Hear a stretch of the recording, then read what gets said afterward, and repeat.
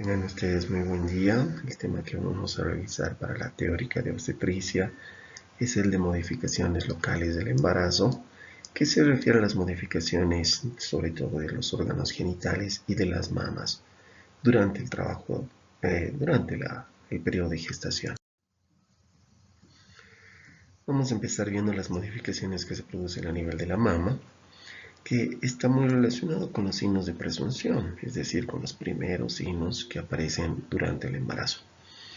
El aumento de volumen, la turgencia, el aumento de la pigmentación, sobre todo a nivel del pezón y de la areola mamaria, dándonos los corpúsculos de Montgomery, por ejemplo, y aparición de la areola secundaria, son signos de presunción. La red venosa de Haller, precisamente por todo el aumento de volumen del peso, hace que sea muy visible la red venosa superficial a nivel mamario, que es la red venosa de Haller.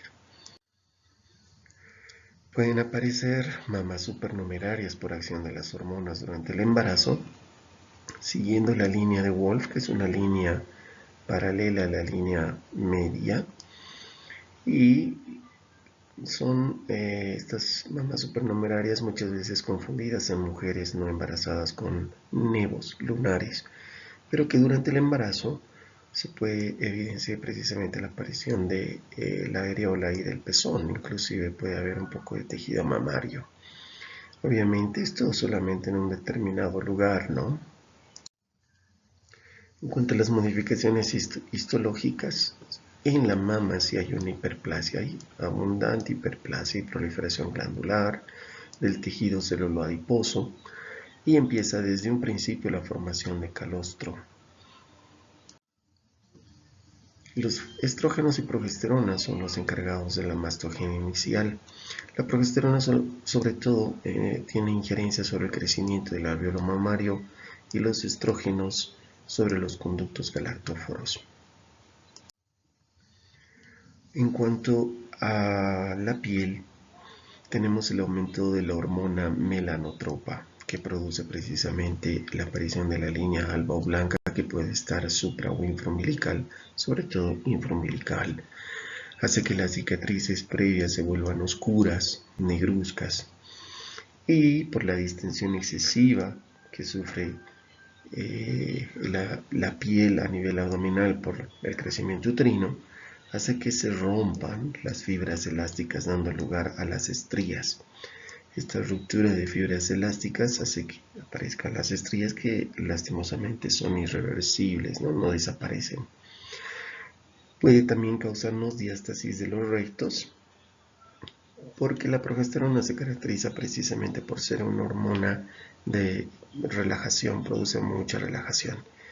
Es por eso que muchas pacientes después del embarazo llegan a tener hernias infraumbilicales o umbilicales o subparaumbilicales, ¿no? Los cambios a nivel vaginal, como el signo de Chadwick, que es la coloración azulada violácea de la vagina, por el aumento de la vascularización. La vagina sufre un cambio del grosor, su distintibilidad y turgencia con una característica terciopelada por la imbibición acuosa que sufre la vagina, como una forma, todo esto como una forma de prepararse para el momento del parto, por la gran distensión que va a sufrir por el pasaje del feto. Los cambios en la citología vaginal están regidas por cambios hormonales que producen una descamación grumosa con presencia de células vaginales y bacilos de Döderlein, el cambio del pH, y todo esto hace que precisamente las mujeres embarazadas tengan un cierto flujo vaginal escaso que no tiene olor, ni produce ardor, ni prurito. Entonces es normal en el embarazo por los cambios hormonales. Si la paciente viniese con un flujo abundante, maloliente, que produce ardor, escozor, ese ya es un flujo patológico que hay que ser tratado. Y una vez tratado, siempre va a quedar este flujo blanquecino sin que no causa molestias. Eso hay que explicar a la paciente embarazada. Muchas veces vienen e indican que el tratamiento no ha servido, que sigue manchando un poquito, pero eso es lo normal en la paciente embarazada. En los frotis, cuando se hace el Papa Nicolau en pacientes embarazadas, aparecen las células naviculares por los cambios hormonales. Estas células naviculares son muchas veces confundidas con neoplasias intraepiteliales cervicales. Por eso siempre hay que avisar al patólogo que la paciente está embarazada para que el patólogo haga un buen diagnóstico y no nos asuste con una neoplasia.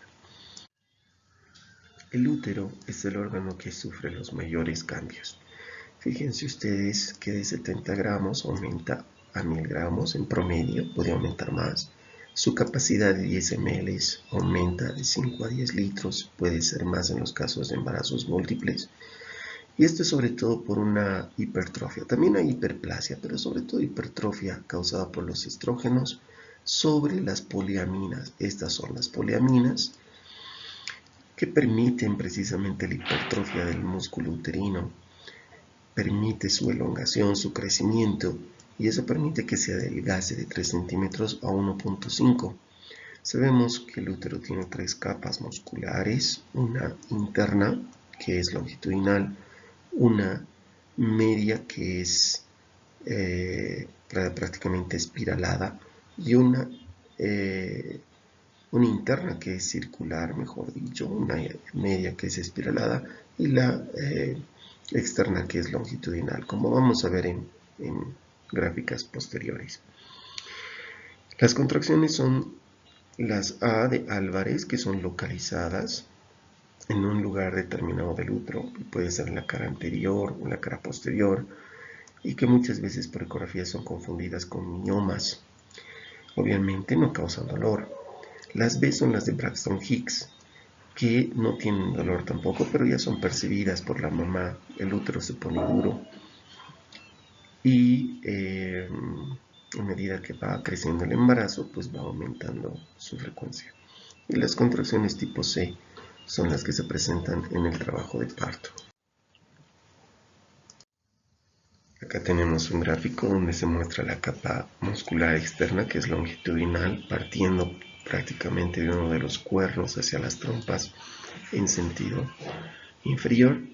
La capa muscular interna, que es circular, va como en círculos hasta todo el útero, ¿no?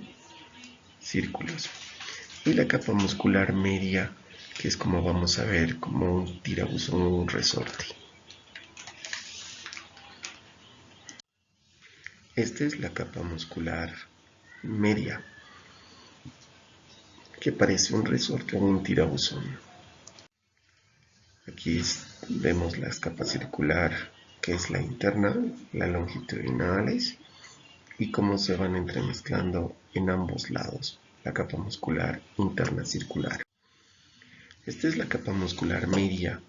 Fíjense que la distribución de sus fibras hace que al contraerse el músculo prácticamente es como un resorte de un reloj antiguo, que mientras más se contrae, más se comprime, más se reduce el espacio entre ellas y por lo tanto colapsa los vasos. Al colapsar los vasos evita una hemorragia y de esta forma se llega a formar el globo de seguridad de Pinart después del parto para evitar las hemorragias puerperales.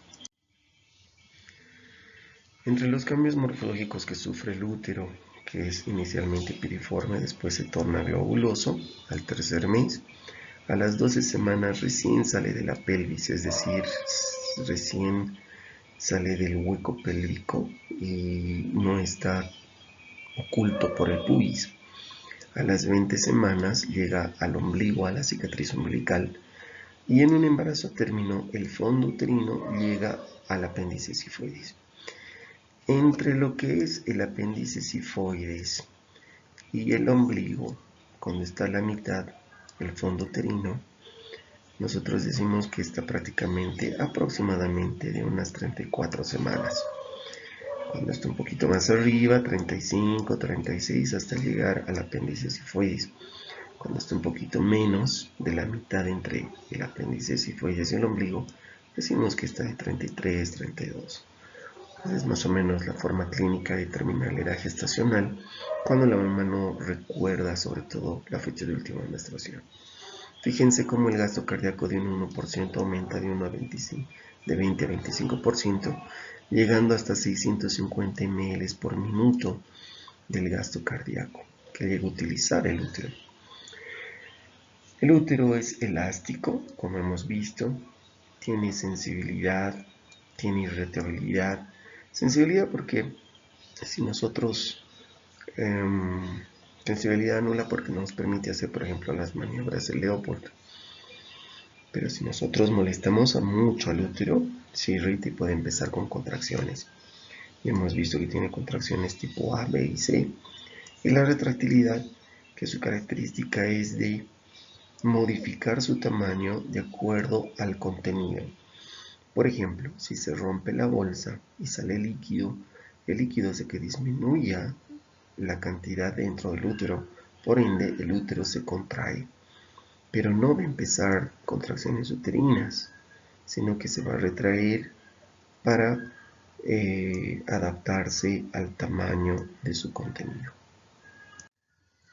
Este es un útero con el signo de Pliskacek, que es prácticamente la deformación de uno de los cuernos del útero por la implantación del huevo fecundado. En cuanto a las modificaciones del cérvix, también aumenta la vascularidad y el edema, cianosis, lo que junto con la vagina representa el signo de Jacquemin-Chadwick. El orificio cervical externo es cerrado en nulíparas y abierto en las multíparas, como vamos a ver. El 90% del tejido en el cérvix es tejido conectivo, lo que permite dilatación y borramiento. Es extensible, sensible e irritable y da lugar también a la formación del segmento inferior. ¿Qué es el segmento inferior? Acá vamos a ver, este es el cuello de una nulípara comparado con el cuello de una multípara. El orificio cervical externo es cerrado en la nulípara, mientras que es en forma de apagavelas en la multípara. El orificio cervical interno y el orificio cervical interno.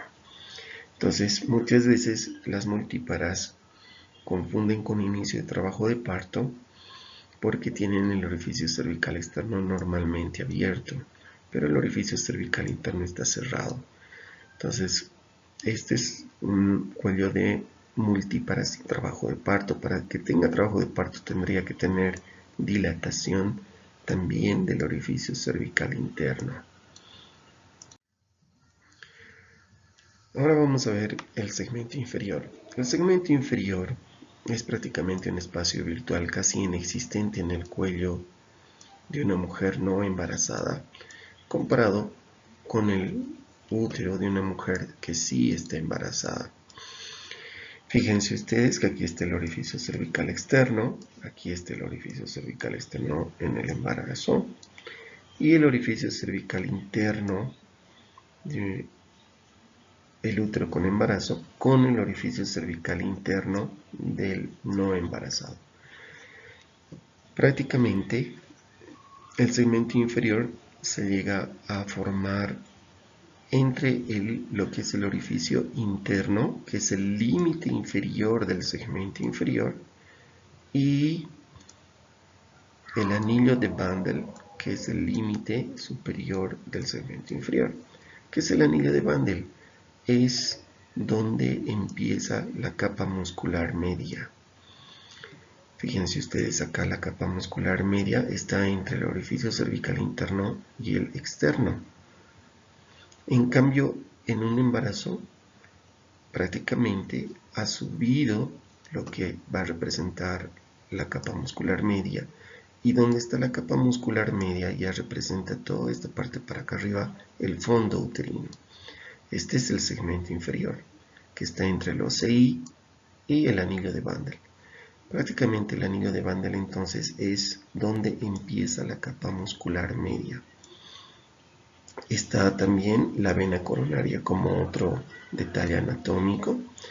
Y la característica de este segmento inferior es que el peritoneo es despegable. Este peritoneo se puede desprender. Es en este segmento inferior que nosotros agarramos el peritoneo con una pinza, lo jalamos y vemos de dónde a dónde está yendo el segmento inferior. Y hacemos la incisión para la cesárea. Por eso la cesárea se llama segmentaria, porque hacemos la incisión en el segmento inferior. Cesárea segmentaria. Este es otro dibujo donde se puede observar cómo el segmento inferior en un útero no gestante es prácticamente casi virtual, inexistente, y cómo crece durante el embarazo. Acá representa el orificio cervical interno y este es el anillo de Bandel, que es el límite superior, orificio cervical interno, el límite inferior. Todo esto es el fondo uterino, el cuerpo del útero. Este es el segmento inferior. Y es donde hacemos la incisión prácticamente, la incisión con cavidad superior, y por eso se denomina cesárea segmentaria. Cuando la placenta se inserta a este nivel, se denomina placenta previa, porque normalmente la placenta debería estar en el fondo. Obviamente la placenta puede insertarse en la cara anterior, en la cara lateral, en la cara anterior o en la posterior. ¿Qué pasa con los ovarios? Prácticamente en los ovarios se suprime la ovulación, por lo tanto desaparecen todo tipo de quistes, pero no es necesario que te embaraces para suprimir la ovulación. Eso se puede hacer tranquilamente con hormonas, ¿no? Y la formación de cuerpo lúteo después de que el ovario ha liberado el óvulo, ese folículo se transforma en el cuerpo lúteo, cuerpo amarillo, que forma la progesterona, que va a proteger que ese embarazo no termine en un aborto, en un fracaso. Hasta que el propio embarazo empieza a formar su propia progesterona en la placenta y el cuerpo lúteo desaparece. Muchas de las mujeres que tienen abortos recurrentes, por ejemplo, tienen insuficiencia de cuerpo lúteo. No llegan a formar el cuerpo amarillo, no hay progesterona y por lo tanto el embarazo se pierde. En la vulva hay una hipertrofia de los labios, un crecimiento de los mismos, tanto de labios mayores y menores. Hay un aumento de la circulación, lo que nos lleva hacia cianosis y a varices, sobre todo varices en pacientes multíparas con antecedente de insuficiencia venosa. Como toda varice, puede causar dolor de tipo pungitivo a nivel de la vulva, y cuando es revisada se puede observar las varices, que muchas veces son confundidas inclusive hasta con condilomas, cuando el médico no tiene experticia de poder diagnosticar varices. Espero sus comentarios y muchas gracias.